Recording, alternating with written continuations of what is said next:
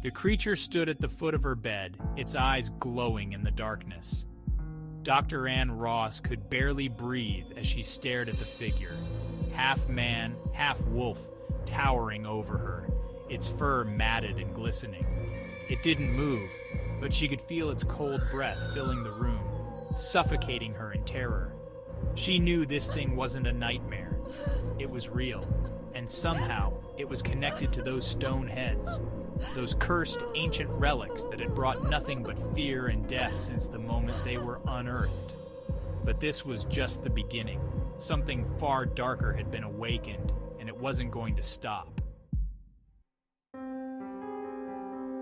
In the early 1970s, a small sleepy town in northern England became the unlikely setting for one of the most disturbing and unexplained hauntings of the 20th century.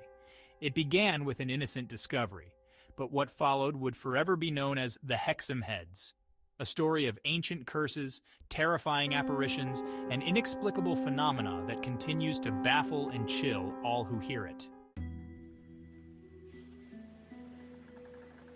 It was a cold winter's day in 1971 when two young brothers, Colin and Leslie Robson, were playing in the garden of their family home in Hexham, a quiet town in Northumberland.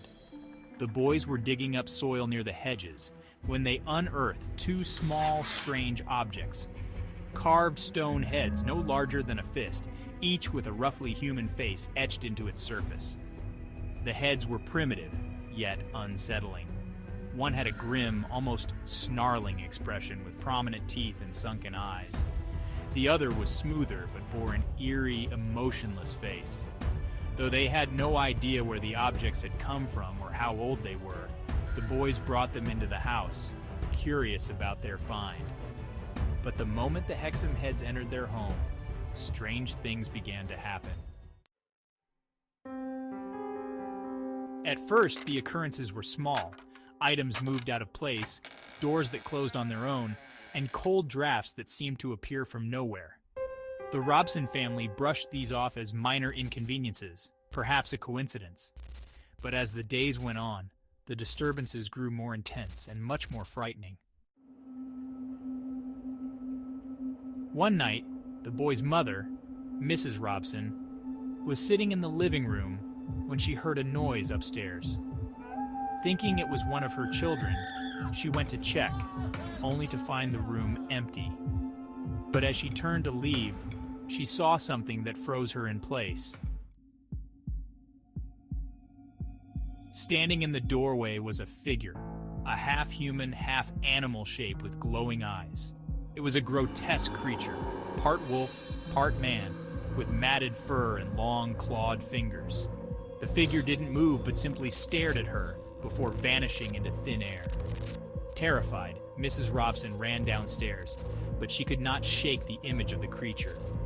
Over the next few weeks, both she and her children would catch glimpses of the strange wolf-like figure around the house. It seemed to appear and disappear at random, always watching, always lurking in the shadows.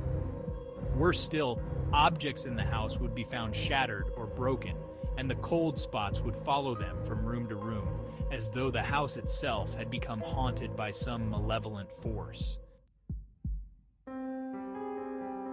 It wasn't long before the Robsons suspected that the Stoneheads might be the cause of their torment.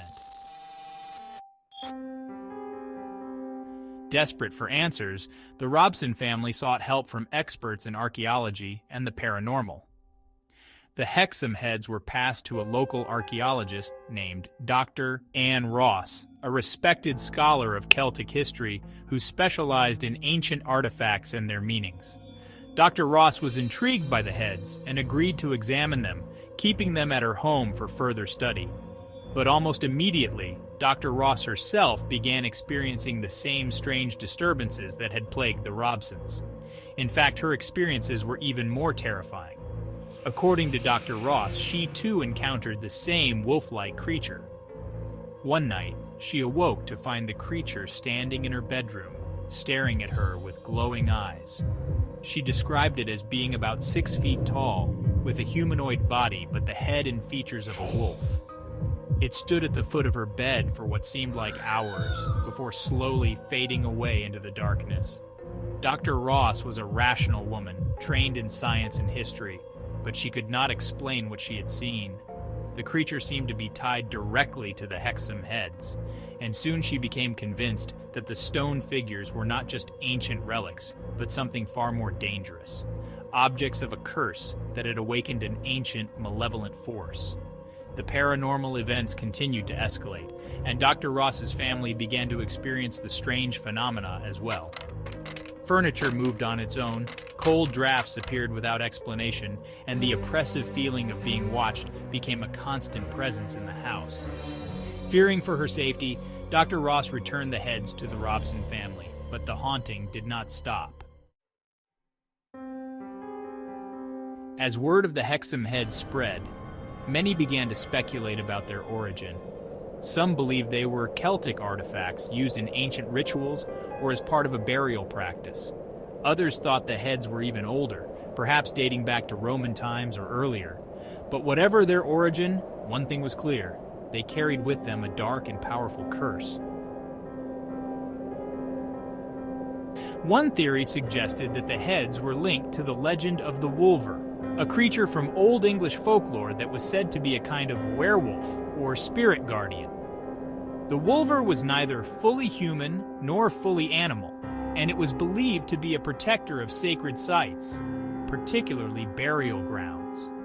If the Hexham Heads had been buried as part of such a site, then disturbing them might have awakened the ancient spirit of the Wolver, bringing it into the modern world.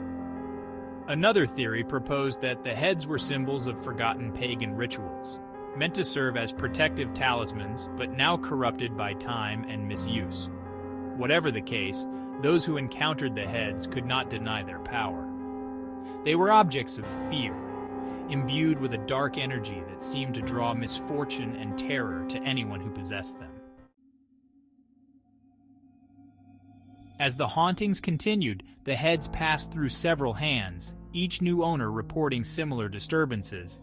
No matter where the heads went, the eerie occurrences followed. People claimed to see shadows moving in the corners of their vision, heard strange growls in the night, and felt an overwhelming sense of dread whenever they were near the objects. Eventually, the Hexham Heads disappeared from public view. Some say they were lost. Others claim they were deliberately hidden or destroyed to prevent further harm. Whatever happened to them, their legacy as cursed relics endures. The story of the Hexham Heads remains one of England's most chilling and mysterious hauntings. A real-life Gothic tale of cursed artifacts, ancient spirits, and a wolf-like creature that stalks the night. To this day, no one knows exactly where the heads came from or why they had such a terrifying effect on those who found them. But one thing is certain: the Robsons' discovery was not just a piece of history. It was the unearthing of something much darker, something that should have stayed buried. The eerie and unsettling story of the Hexham Heads remains a powerful reminder that some things from the past are better left forgotten. Their discovery led to terrifying encounters, and their origins remain shrouded in mystery, forever leaving behind an unsolved chapter in the realm of the unexplained.